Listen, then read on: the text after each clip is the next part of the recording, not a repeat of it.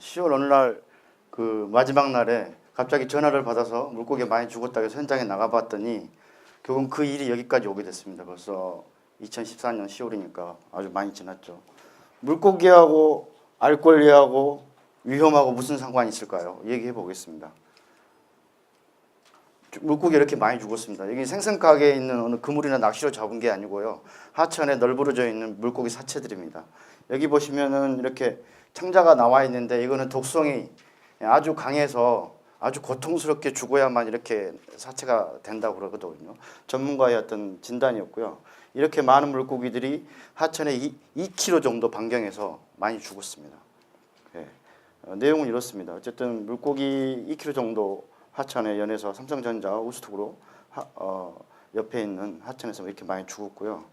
한 만여 마리. 이거는 민관산 공동조사단이 합의한 숫자입니다. 아시죠? 합의한 숫자라는 것은 아주 편향되지 않는 숫자.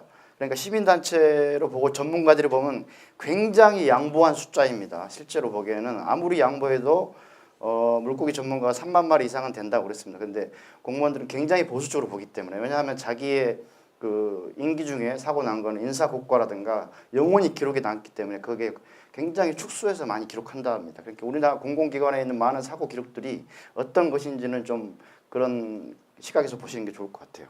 일단 10,000마리가 합의한 숫자입니다. 그리고 사고 내용은 이렇습니다. 어쨌든 삼성전자에서 우스톡으로 물이 한 30톤 정도가 방류가 되는데 거기가 비만 오면 자동으로 개폐되는 곳입니다. 공사 중이었는데 왜 이런 것들이 통제되지 않았을까? 그리고 내용 자체는 강한 소독제입니다. 그러니까 화학사고죠. 그냥 폐수가 방류해서 죽은 게 아니고 일시에 30여 톤 자체가 하천으로 쏟아지면서 동시에 그 하천에 있던 모든 물고기들이 독극물에 의해서 죽은 거죠. 물고기가 죽을 만큼 독한 거는 물고기한테는 독극물입니다. 저 물고기를 사람이 먹었으면 어떻게 될까요? 혹은 새가 먹었으면 어떻게 될까요? 상상해 보시죠. 근데 책임은 지지 않았습니다. 왜? 공사 중인 회사, 감리회사, 시공회사가 이 때문에.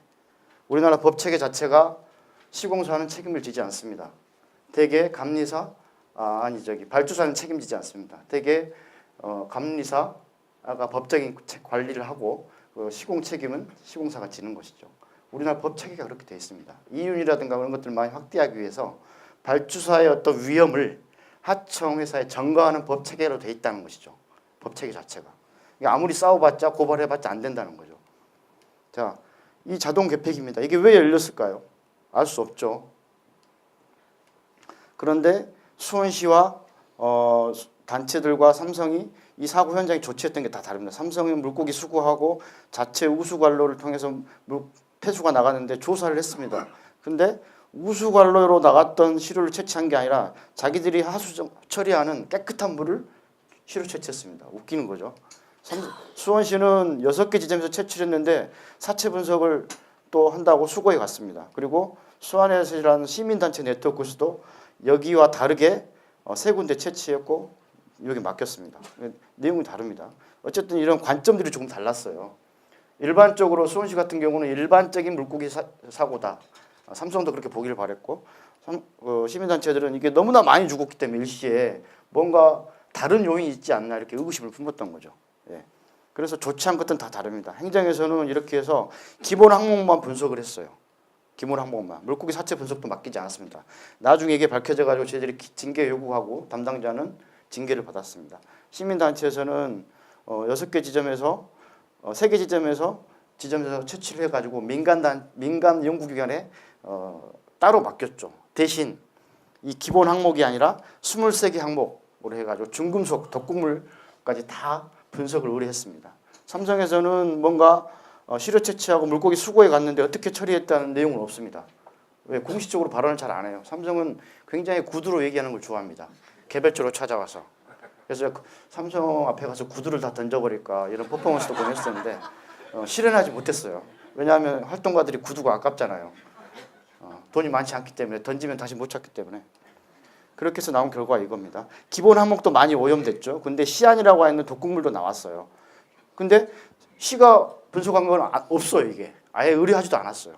그리고 클로로폼이라는 거, 이게 아까 앞에서 말했던 차염수산 나트륨하고 똑같은 거죠. 거의 비슷한 물질인데 독성 물질이에요.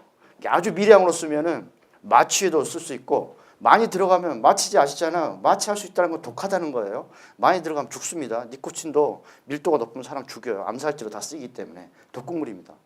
근데 평소에는 소독약으로 써요. 왜? 살생 제품. 소독은 뭐예요? 균을 죽이는 거잖아요. 살생 제품이죠. 이런 것들이 나온 거죠. 누가 했다고 이거를? 시민단체들이 몰래 했다고요. 관을 안 하고. 시는 안 했죠. 자, 이거 뭘까요? 공사발주 삼성전자 책임 없나?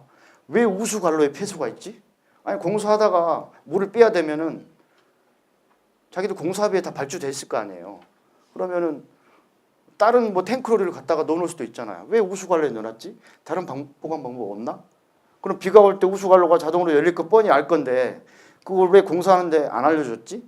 누가 몰랐나? 알고도 그냥 그랬을까? 이런 일이 처음일까? 누가 조사하지? 수원 시민들은, 주민들은 이거 몰라도 되나? 10,000마리나 죽었는데? 하천에 전부 다 물고기가 널브러져 있는데. 그렇죠. 기본 의구심이 이거죠. 그러면 그 화학물질은 얼마나 썼지?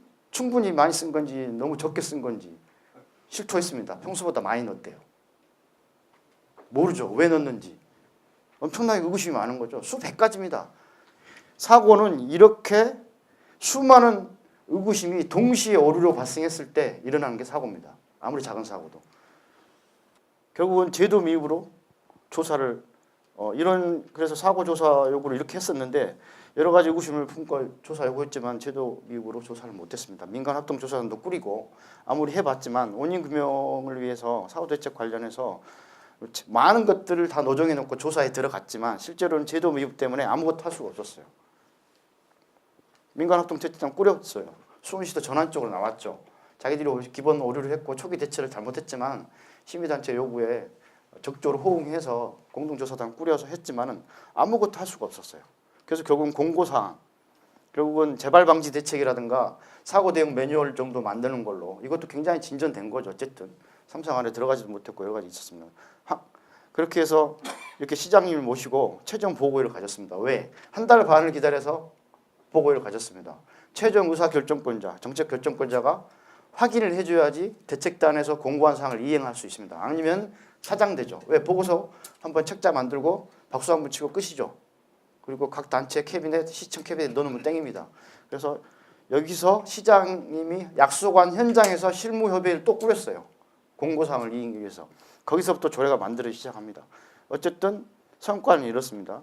보고서를 채택을 했죠. 시장과 약속을 하고 이런 것들은 굉장히 성과입니다. 그 다음이 제도적 한계가 있습니다. 조사단 아무리 꾸려봤자 삼성 안에 들어갈 수 없습니다. 왜? 삼성에서 거부했어요. 무슨 법적 권한이 있느냐. 허가법이 시행되기 전에 사고 났어요. 허가법이 시행된 게 2015년 1월이거든요.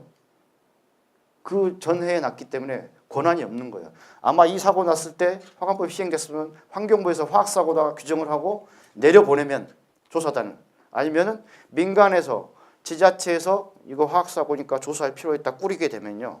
법적 근거를 가지고 조사할 수 있습니다. 민간에서. 근데 공무원밖에 못했던 거죠. 그래서 이런 것들 때문에 저희들이 시장님하고 약속을 해서 공고사항 이행을 실무협의회를 구성을 했고요. 여기서부터 실무협의회를 운영을 하게 됩니다. 그래서 조례를 7개월간 월 1회 또는 2회 이상으로 그 민간 합동조사에 참여했던 팀들이 다 들어갔어요. 그리고 삼성전자는 참관을 시켰습니다. 왜? 원인자지만 당신도 사후 책임져야 되기 때문에 법이 어떻게 만들었는지 지켜봐라. 그리고 나중에 법이 시행되면은 거기 민상관위원회 들어와서 같이 활동을 해야 되기 때문에 같이 참여시켰던 거죠. 7개월 동안 이 조례가 가지고 있는 모든 외부적인 효과들을 경우의 수를 다 노정해 놓고 토론하고 조례를 만들었습니다. 거기에 핵심은 알 권리입니다. 왜? 앞서 말했던 그 많은 의구심들을 알아야 되는 거거든요. 그걸 누가 지켜보지 않고 모르기 때문에 이런 사고가 일어나는 겁니다. 사고라는 것은 계속 증폭이 돼요. 화학물질은 어떤 물질을 옮겨 다닐 때마다 독성이 10배, 20배, 30배, 몇백 배로 증폭이 됩니다. 왜? 생리적인 특성 때문에. 우리 사회 위험도 그렇죠. 누가 위험을 겪느냐에 따라서 위험의 강도는 달라요. 그렇죠? 고민해 보시면. 그런 부분들이 이게 작은 위험이니까 아 이건 놔둬도 되겠지 아니에요. 옮겨가면은 엄청난 기하급수적으로 위험해지는 겁니다. 그래서 관찰이 중요하고 그걸 알리는 게 중요한 겁니다. 저희들이 그렇게 깨달았어요. 알 권리가 중요하구나. 물고기와 알 권리가 무슨 상관이 있을까? 처음에 이런 거 생각도 못했죠. 여러 많은 전문가들과 시민단체 활동가들과 그리고 풀뿌리 조직들, 그리고 의회, 심지어 공무원들까지 같이 머리를 맞대고 이런 것들을 토론하고 만들어 갔던 겁니다. 그래서 알 권리 조례로 돌아왔던 거죠. 핵심은 말씀드렸다시피 신속한 정보를 제공하고 대응 피해를 최소화하는 겁니다. 정보를 제공하는 게 피해를 최소화합니다. 그리고 평소에 알 권리를 보장해야지 위험이 관리되고 커지지 않습니다. 증폭되지 않는 거죠. 그리고 평소에 우리가 알 수 없는 어디에 숨어있는 고속스무치도 다 찾아서 평가하고 드러내야 됩니다. 이런 것들이 조례의 핵심이에요. 그렇게 해서 또 관련자들, 삼성, 전문가들, 의회, 환경부, 담당 공무원, 시민단체에서 이렇게 다시 이 조례를 그냥 저렇게 해서 조례 만들어 놓고 바로 캐비넷 넣어놓으면 그걸 캐비넷 조례라고 그래요. 어둠 속에 묻히는 거죠 또. 왜? 조례는 실행 안 하는 게 엄청나게 많습니다. 그래서 살리려고 이것도 조례 실행을 위해서 바로 한 게 아니라 3개월 동안 기다렸다는 겁니다. 공무원들이 바쁘다고 그래서. 계속 졸랐죠. 하시자고. 그리고 조례 실행을 위한 이분들이 모여서 다시 실행 체계를 꾸립니다. 조례 실행하는 건 공무원들의 고유 권한이에요. 가만 놔두면 안 합니다. 결국 시민들이 감시하고 요구해야 되는 거죠. 예. 그렇게 해서 이렇게 만들었습니다. 지금 초기 단계에 있습니다. 기업협의회 만들고 시민협의회 만들어서 이렇게 알 권리를 보장하기 위한 여러 가지 장치나 시스템들을 만들어서 운영하자고 하고 있는데 예산이 많이 들겠죠. 예산 확보 다 커팅됐습니다. 올해. 예. 이 조례가 전국의 최초 알 권리 조례고요. 17개 지자체가 이 수원시 모델을 따라서 가고 있고 환경부에서도 이 모델을 가장 모범적이라고 해서 어떻게 실행되는지 연구했습니다. 그리고 이 조례가 만들어지는 과정 중간에 허관법이 바뀌었어요. 왜? 수원을 봤더니 전국에 이런 제도적인 정비가 필요하구나. 그래서 이 모델을 연구해서 전국을 확산하기 위해서 연구를 했던 겁니다. 이러한 사회적 큰 성과가 있는데도 수원시는 열심히 했어요. 근데 우리가 너무 안일했던 거예요. 지역 시민단체들이. 이 정도로 같이 했고 성과인데 자기들도 어디 가서 자랑하고 그러는 건데 이것 때문에 물관리과 없어지고 징계받고 그랬어요. 속으로는 아직 앙심이 있을 겁니다. 제가 봐서는. 그렇지만 엄청난 성과인데 이걸 실행하기 위해서 예산을 한 1억 9천 올렸는데 다 커팅됐어요. 예산과 공무원이 이걸 알겠습니까? 이 지난한 과정을 모르죠. 그러면 적절히 가서 설명해야 되거든요. 올려놓고 커팅 될 것 같다가 얘기를 해줘야 돼요. 그래야 우리도 로비하고 여론을 만들어서 이런 중요한 조례를 실행하기 위한 예산이 필요하다고 얘기할 수 있거든요. 커팅 될 때까지 얘기 안 했어요. 과에서 의회로 넘어가 버리면 못 살려요. 아시죠? 책자가 인쇄돼 버리기 때문에. 웃기죠. 이 중요한 문제인데 인쇄 때문에 안 돼요. 어쨌든 최종 커팅 됐습니다. 내년에 올린다고 그러는데 그래서 결국 그러지만 계속 실행해 나갈 겁니다. 이 어려운 분들을. 그러니까 아무리 협업이 잘 됐더라도 끝까지 공무원들을 믿으면 안 됩니다. 여기서 믿지 말라는 것은 불신하라는 게 아니에요. 막연하게 기다리면 안 된다는 거죠. 하셨나요? 이거 하기로 했는데 확인을 하라는 거예요. 나쁜 놈이니까 믿지 말라는 게 아니고 끝까지 감시하고 관찰하라는 거죠. 예, 말씀 마치겠습니다.